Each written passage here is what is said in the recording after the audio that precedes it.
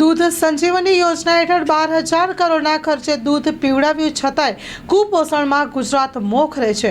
દૂધ ભોજન અને ટેક હોમ રેશન હેઠળ રાજ્ય સરકાર વર્ષે 2500 કરોડનો ખર્ચ કરે છે, છતાં રાજ્યના બાળકોનું કુપોષણ દૂર થઈ શકતું નથી। કુપોષણની સ્થિતિમાં ગુજરાતનો ક્રમ દેશમાં 3જા નંબરે છે। છેલ્લા 10 વર્ષમાં આદિજાતિ મહિલા અને બાળકોને સરકારે દૂધ સંજીવની યોજના હેઠળ 1200 કરોડ રૂપિયાનું દૂધ પીવડાવી દીધું છે, પરંતુ દૂધના પૈસા કોના ખિસ્સામાં ગયા તે સમજી શકાય તેવું છે, કારણ કે આટલું બધું દૂધ આપવા છતાં રાજ્યમાં ગરીબ પરિવારોના 3.23 લાખથી વધુ બાળકો કુપોષણથી પીડાઈ રહ્યા છે।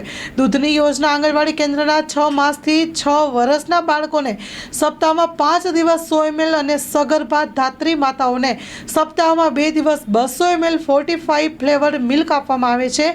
અને આ સાથે આટલું દૂધ અને કરોડો રૂપિયાના ખર્ચ પછી પણ બાળકો અને તેમની માતાના પોષણમાં કાંઈ જ જો ફરક નથી પડ્યો, તો ચર્ચા એવી પકડી છે કે દૂધ પીવનારાના તગડા થઈ ગયા છે કે આ વચ્ચે કોઈ ભ્રષ્ટાચાર કેના ખિસ્સા ભરાયા છે।